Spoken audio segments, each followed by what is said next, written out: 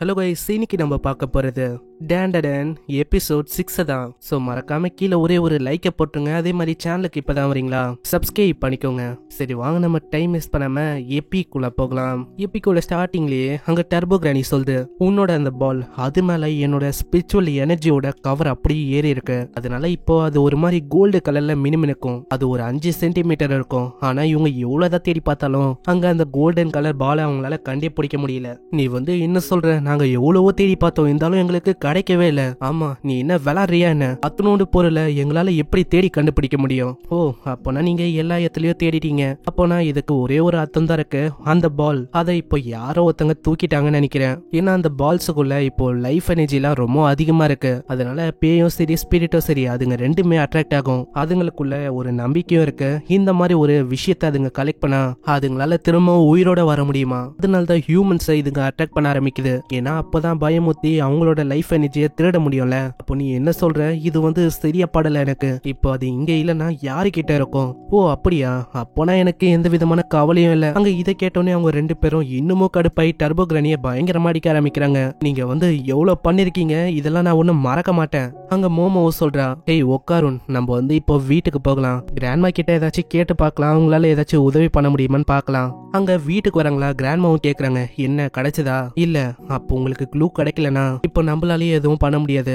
சரி, நான் இத பத்தி என்னோட ஃப்ரெண்ட்ஸ் கிட்ட கேட்டு பாக்குறேன், அவங்களுக்கு இந்த பால்ஸ பத்தி ஏதாச்சும் இன்ஃபர்மேஷன் தெரிஞ்சிருக்கானு. அதே மாதிரி இன்னொரு விஷயம், உனக்குள்ள இப்போவோ அந்த டர்போ கிரானியோட பவர்ஸ் இருக்கு. அது இப்போ வேணா அமைதியா இருக்கலாம், ஆனா அது ரேம்பேஜா போகிறதுக்கு வாய்ப்பு இருக்கு. நெக்ஸ்ட் சீன்ல அவன் கிளாஸுக்கு வரானா, அங்க ஒரு பையனும் கேக்குறான், ஏய் ஓக்காருன், நீ என்ன மோமோவை டேட் பண்ணிருக்கியா? இல்ல இல்ல, அப்படி எல்லாம் ஒண்ணும் இல்ல. சரி அப்புறம் என்னடா, என்ன அந்த பொண்ணுக்கு இன்ட்ரோ கொடுக்கலாம்ல, ஏன்னா மோமோ ரொம்ப கியூட்டா இருக்கா. அதனால என்ன பத்தி அவளுக்கு ஒரு இன்ட்ரோ கொடுடா. இப்பதான் அவன் யோசிக்கிறான், அட இருங்க, நான் மோமோவை பத்தி அந்த அளவுக்குலாம் யோசிக்கல, அவ உண்மையிலேயே ரொம்ப கியூட். அதை பத்தி எல்லாம் நான் யோசிக்கவே இல்லை. ஏன்னா என்ன பொறுத்த வரைக்கும் நான் ஒரு ஃப்ரெண்டை உருவாக்கிட்டேன் அப்படின்னு நான் ரொம்ப சந்தோஷமா இருந்தேன். ஆனா அந்த விஷயத்த நான் மறந்து போயிட்டேன். ஆனா நல்லா யோசிச்சு பார்த்தா மோமோ ரொம்ப கியூட்டா இருக்கா.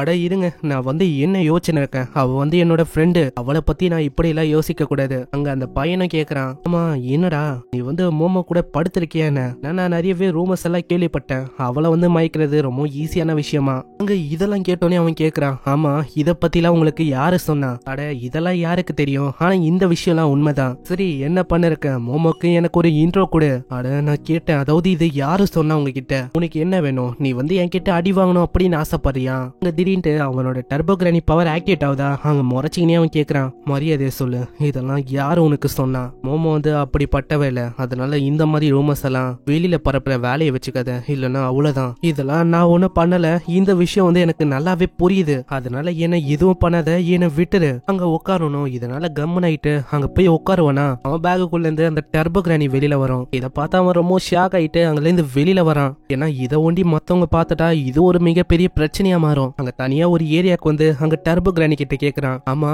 நீ என்னோட பேக்ல என்ன பண்ணிருக்க? உன்னை மத்தவங்க பார்த்தா எவ்வளவு பெரிய பிரச்சனை வரும்னு உனக்கு தெரியுமா? மோமோட பாட்டி தான் சொன்னாங்க, நான் எங்க வேணாலும் போகலாமா, ஏன்னா என்கிட்ட இப்போ எந்த விதமான பவர்ஸும் இல்லையா. அப்படியே அது உட்காருன்னு மயக்க ஆரம்பிக்குது. என்னோட பவரை உன்னால கட்டுப்படுத்த முடியல போல, என்ன உன்னோட உடம்புக்குள்ள போக விடு, நான் வெறுமா அந்த பவர் எடுத்துட்டு அப்படியே வெளியில வந்துடுறேன். ஆனா உட்காருனுக்கு அங்க நல்லாவே தெரியுது இது அப்படியே மலுப்ப பாக்குதுன்னு. ஹேய், என்னால அப்படி எல்லாம் பண்ண முடியாது, நீ ஃபர்ஸ்ட் என்னோட பால்ஸ கொடு, அதுக்கப்புறம் மீதியை பார்க்கலாம். இப்படி இவங்க பேசின்னு இருக்கும் போதே அங்க மோமோ வரலாம். மோமோவை பார்த்தோன்னே அவனுக்கு அந்த விஷயம் ஞாபகம். இதனால அவன் ரொம்ப வெக்கப்படுறான், அவனால ஒழுங்கா பேச கூட முடியல. அப்படியே ஆளு ஓட ஆரம்பிக்கிறானா. அங்க மோமோக்கு ஒண்ணுமே புரியல. உனக்கு என்னடா ஆச்சு, காலையில வரைக்கும் நல்லா இருந்த, இப்ப என்னன்னா அப்படியே ஓடி போற? இந்த சைடு டர்போ கிரானி பேக விட்டு வெளில அந்த ஸ்கூல்ல சுத்தி பார்க்க ஆரம்பிக்குது. ஏன்னா அது ஸ்கூல் பக்கம் பல வருஷம் ஆச்சான். சீன்ல அங்க மோமோக்கும் ஒண்ணுமே புரியல. ஆமா இந்த உட்காருனுக்கு என்னதான் ஆச்சு?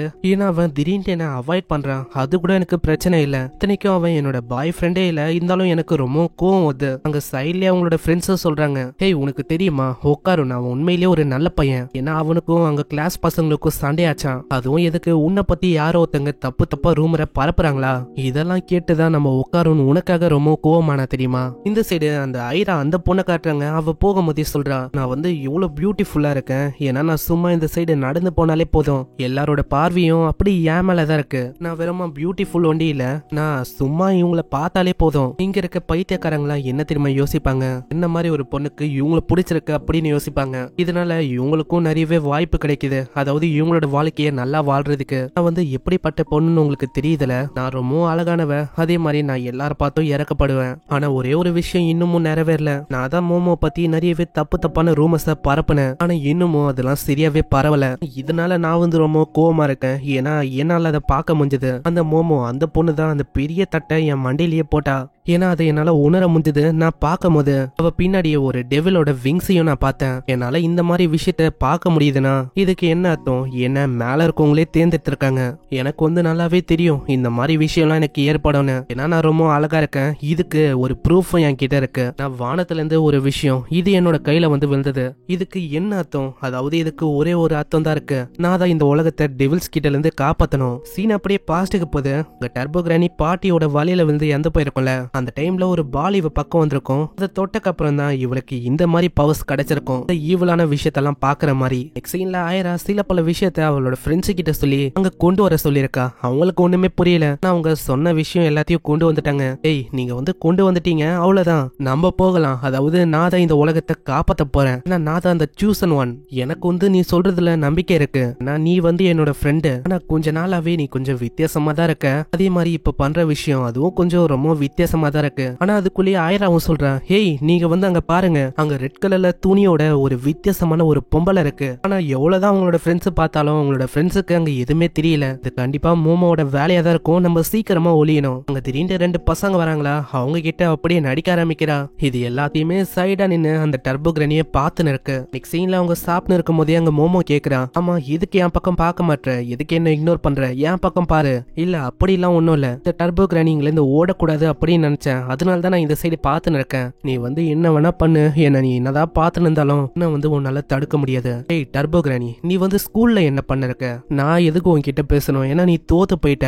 இது கேட்டோன்னே அவங்க 2 பேரும் அப்படியே சண்டை போட ஆரம்பிக்கிறாங்க. அங்க இப்பதான் உட்காருனே சொல்றான். டர்போ கிரானி என்ன சொன்னானா, ஸ்கூல்ல அவ வித்தியாசமான ஒரு பொம்பளைய பார்த்தாலாம். சரி அது இருக்கட்டும், இந்த மாதிரி ஸ்கூல்ல நீ என்ன பண்ணிருக்க? நான் உன்ன ஸ்கூல்ல அங்கேயும் இங்கேயும் சுத்தல, உங்களுக்காக தான் நான் வந்து அந்த பால்ஸ் தேடி நின்ற தெரியுமா? அப்படின்னா இப்படி கூட இருக்க வாய்ப்பு இருக்குல்ல. ஸ்கூல்ல அது யாராச்சும் எடுத்திருக்கவும் வாய்ப்பு இருக்கு. ஹியூமன்ஸ் யாராச்சும் அதை எடுத்திருக்கவும் வாய்ப்பு இருக்கு. ஏன்னா அது கோல்டு கலர்ல இருக்கு. யாராச்சும் அதை தங்கும் நினைச்சு தொற்றுக்க வாய்ப்பு இருக்கு. தொடமுது அது ஒரு ஹியூமனா இருந்தா இப்போ யாரு எடுத்திருக்காங்களோ அந்த மனுஷனோட ஸ்பிரிச்சுவல் எனர்ஜி அது எழுந்துக்க நிறைய வாய்ப்பு இருக்கு. அப்படி எழுந்தா அவங்களால ஸ்பிரிட்ஸையும் கோஸ்டையும் பார்க்க முடியும். அதே மாதிரி கோஸ்டுகளாலையும் அவங்கள பார்க்க முடியும். இது வந்து எதுக்கு இந்த மாதிரி ஒரு விஷயத்த ஏற்கனவே எங்க கிட்ட சொல்லவே இல்ல. இது வந்து ரொம்ப ரிஸ்கான விஷயம். ஏன்னா பேய் வந்து அவங்கள பார்த்துட்டா அவ்வளவுதான். அந்த பேய் அந்த ஹியூமனை அட்டாக் பண்ண நிறையவே வாய்ப்பு இருக்கு. நானும் அந்த வித்தியாசமான உமனை பார்த்ததில்ல. ஸ்கூலுக்கு அப்புறம் நான் அதுகிட்ட பேசி பார்க்கணும். இந்த சைடு ஐரா யோசிக்கிறா, இந்த மோமோ மாதிரி இருக்கிற ஒரு டீமனை என்னால இந்த ஹோலி புக்காலையும் கிராஸ வச்சும் தோக்கடிக்க முடியுமா? இப்ப அது ஒண்டி இல்லாம மோமோ கூட இன்னொரு பொம்பளையும் இருக்கா. எனக்கு இப்போ ஒண்ணுமே புரியல. என்னால அவங்க 2 பேரை தோக்கடிக்க முடியுமா? ஏன்னா அந்த வித்தியாசமான பொம்பளை அது வந்து என்ன நோக்கி தான் வர மாதிரி இருக்கு. இதுக்கப்புறம் அங்க ஸ்கூல் முடியுதா, ஐரா நம்ம மோமோ கிட்ட தான் பேசுறதுக்கு வரா. அட இது அதே பொண்ணாச்சே, இவன் மண்டியில தான் அவ்வளவு பெரிய பாத்திரத்தை வச்சு அடிச்சேன். இவனா ஏதாச்சும் நோட்டீஸ் பண்ணிட்டாலா என்ன? இது வந்து பெரிய பிரச்சனை ஆவதுக்குள்ள நான் வந்து இவகிட்ட பேசணும்னு நினைக்கிறேன். உட்காருன், இப்போதைக்கு நீ தனியாவே அதை தேறையா? வந்து கூடிய சீக்கிரத்துல வந்து ஜாயின் பண்ணிக்கிறேன். இதுதான் பிரச்சனை. அதாவது என்னால அதை தனியா தேட முடியுமா இல்லையான்னு உங்க டர்போ கிரானியும் சொல்லுது. ஹேய் வந்து ஒரு பொண்ணை பத்தி சொன்னல, அது இந்த பொண்ணு தான். நெக்ஸ்ட் சீன்ல அவங்க ஒரு ஏரியாக்கு வராங்களா. அங்க மோமோவை அவங்க 2 பேரும் பிடிச்சு வச்சுக்கிறாங்க. அங்க இதை ஒரு வாய்ப்பா வச்சு அவ கிராஸ வச்சும் பைபிளை வச்சு ப்ரே பண்ண ஆரம்பிக்கிறா. ஈவில் ஸ்பிரிட்டை எப்படியாச்சும் வெளியில எடுக்கணும் அப்படின்னு அவ ட்ரை பண்றா. மோமோ அவளோட சைக்கிக் எனர்ஜியை வச்சு அவங்க 2 பேரையும் பிடிச்சி தூரமா தள்ளி வர்றா. இதோ இருக்கு நான் சொன்ன அந்த ஈவிலான விங்ஸ். இப்ப எனக்கு வேற வழியே இல்ல. அந்த ஹெவன் வழியா எனக்கு கிடைச்ச அந்த பால்ஸ் அதை வச்சுதான் இந்த பொண்ணை நான் தோக்கடிக்கணும்னு நினைக்கிறேன். அட இந்த பால் வந்து உன்கிட்ட தான் இருக்கா? அப்போ உனக்கும் இந்த பாலை பத்தி தெரியும்ல. இருந்தாலும் நான் வந்து உனக்குலாம் இதை தரமாட்டேன். எனக்கு என்ன பைத்தியமா? இது உட்காரனோட ஒரு பொக்கிஷம். இதை வந்து அவனுக்கு தரலன்னா அவ்வளவுதான். அவனால இதுக்கப்புறம் எதுவும் பண்ண முடியாது. நீ வந்து என்ன சொல்ல இருக்க? உன்னோட மைண்ட் வந்து பைத்தியம் பூச்சிச்சுன்னு நினைக்கிறேன். நீ பைத்தியம் மாதிரி ஏதோ ஒலன்னு இருக்க. அங்க மோமோ எவ்வளவோ சொல்ல ட்ரை பண்றா. இருந்தாலும் அவ ஒன்னுத்தையுமே கேட்கல. அங்க சைட்லயே உட்காருன்னு வரனா அவ கத்தி சொல்றா, ஏய் உட்காருன், உன்னோட அந்த கோல்டன் பால் அது இவ கிட்டதான் இருக்கு. இந்த டர்போ கிரானி சொன்ன அந்த உமனும் இவ தான் நினைக்கிறேன். இல்ல உனக்கு இன்னமும் புரியலன்னு நினைக்கிறேன். அந்த உமன் டார்கெட் பண்றதே இந்த பொண்ணு தான். இப்படி சொல்ல இருக்கும் போது அந்த பயங்கரமான கோஸ்ட் அப்படியே ஐராவை பிடிச்சு தூக்குது. ஐரா நான் வந்து உன்னை பார்த்துட்டேன். உன்னால இப்ப என்ன பார்க்க முடியுது. இதுக்காக தான் நான் ரொம்ப வருஷமா வெயிட் பண்ணேன். சம வேகமா உட்காருன்னு வந்து மோமோவை காப்பாத்துறான். ஐராக்கு ஒண்ணுமே புரியல. அப்பனா இந்த பையனும் ஒரு டெவிலா? மோ உட்காரும் தாக்கலான்னு போனா உட்காரும் நீ அதை சாப்பிட்டது. அங்க மோமோ எவ்வளவோ காப்பாத்தலான்னு ட்ரை பண்றா. நான் மோமோவையே அதை தள்ளி விட்டு அங்க ஆயிராக்கு ஒண்ணுமே புரியல. அங்க ஆயிராவும் யோசிக்கிறான், ஆமா இங்க வந்து என்னதான் போயின்னு இருக்கு, நீ என்ன மோமோவோட அந்த ஃபெமிலியர் இல்லையா, உனக்கு என்ன ஆச்சு, நீ வந்து எதுக்கு இப்படி பேசின்னு இருக்க, நீ வந்து என்ன பேசின்னு இருக்க, ஏன்னா நான் தான் உன்னோட அம்மா, உனக்கு என்ன அது ஞாபகம் இல்லையா, அன்னைக்கு அதாவது அந்த நாளன்னைக்கு நீ என்ன பார்த்து என்ன அம்மான்னு கூப்பிட்ட, அன்னைக்கு நான் எவ்வளவு சந்தோஷமானு தெரியுமா, ஏன்னா நீ தான் முதல் முறையா என்ன அப்படி கூப்பிட்ட, அதனால திரும்பவும் ஒரு வாட்டி என்ன அம்மானு கூப்பிட முடியுமா, ஏய் கிளவி நீ மரியாதையா உட்காருன்னு திரும்பவும் கூட, எனக்கு உங்களுக்குலாம் வேற வேலையே இல்லையா, ஒருத்த தாண்டி இன்னொருத்தன் வந்துனே இருக்கீங்க, இங்க எவ்வளவு அன்பான ஒரு ரீயூனியன் நடந்துன்னு இருக்கு. ஆனா இத பத்திலாம் ஐராக்கு ஒண்ணுமே புரியல. அங்க ஐரா கேக்குறா, அம்மா மோமோ இங்க வந்து என்னதான் நடக்குது எனக்கு ஒண்ணுமே புரியல, நீயும் என்ன டெவில எதிர்த்து போராடுறியா என்ன, அப்படிதான் விஷயம் இருக்குன்னா நம்ம ரெண்டு பேருமே ஏன் ஒன்னா சேர்ந்து தாக்க கூடாது, அட இவ வேற, இவ என்ன பேசின்னு இருக்கா.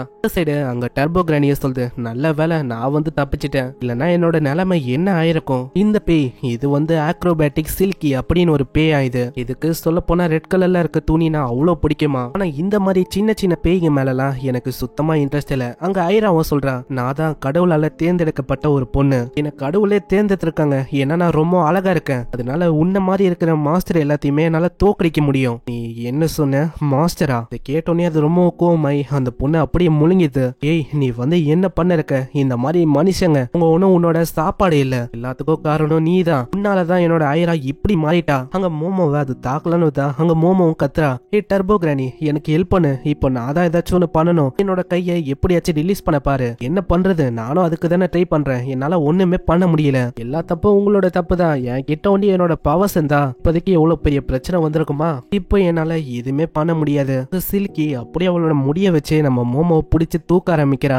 மரியாதையே என்கிட்ட மன்னிப்பு கேளு, இல்ல என்னால கேட்க முடியாது, நீ ஒரு முட்டாள். இதை கேட்கும் போது அது என்னமோ கடுப்பாவுதா, அங்க பயங்கரமா மோமோவை தாக்க ஆரம்பிக்குது. இப்போ எனக்கும் வேற வழி இல்ல, நான் வந்து உன்னை மன்னிக்கணும்னா நீ வந்து என்ன அம்மான்னு சொல்லி மன்னிப்பு கேளு. ஆனா மோமோ அதெல்லாம் பண்ணவே இல்ல, அவ அசிங்கமா கத்த ஆரம்பிச்சறா. அதனால அது ரொம்ப கடுப்பாயிட்டு மோமோவையும் அப்படியே சாப்பிட்டது. அந்த கோஸ்டோ அழுதுங்கன்னே சொல்லுது, ஆமா இப்போ என்னோட குழந்தை எங்கதான் இருக்கு, என்ன நீ வந்து அந்த பொண்ணியும் சாப்பிட்டியா, இருந்தாலும் பரவாயில்ல, நான் இப்போ உன்னை மன்னிக்க தயாரா இருக்கேன், அவங்க எல்லாரையுமே நீ வெளியில விடு, நீ அவங்கள வெளியில விட்டா நான் உன்ன மாதிரி இருக்கிற சின்ன சின்ன பேயோ எதுவுமே பண்ண மாட்டேன். ஆமா நீ வந்து சொல்றியே நீ யாரு, முதல்ல என்ன கம்பேர் பண்ணா என்கிட்ட நிறையவே எக்ஸ்பீரியன்ஸ் இருக்கு, நீ உண்மையிலேயே ஒரு பைத்தியக்காரி தான், ஏன்னா நீ மோமோ சாப்பிடும் போது தெரியாதனமா உன்னோட முடியும் நீ முழுங்கிட்ட, திடீர்னு அங்க என்ன ஆச்சுன்னு தெரியல, சில்கி பயங்கரமா எரிய ஆரம்பிக்கிறா.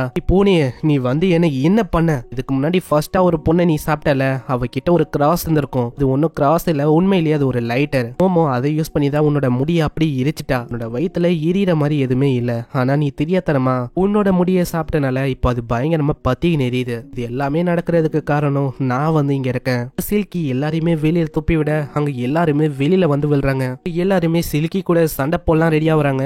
இங்கே இந்த எபிசோட முடியுது. மறக்காம கீழே ஒரே ஒரு லைக்கை போட்டுருங்க, அதே மாதிரி சேனலுக்கு இது வரைக்கும் சப்ஸ்கிரைப் பண்ணலையா சப்ஸ்கிரைப் பண்ணிக்கோங்க, ஏன்னா அப்பதான் இதுக்கு தவிர எபிசோட் நோட்டிபிகேஷன் வரும். நான் உங்களை நெக்ஸ்ட் எபிசோட்ல சந்திக்கிறேன். தேங்க்யூ ஃபார் வாட்சிங். சயனரா.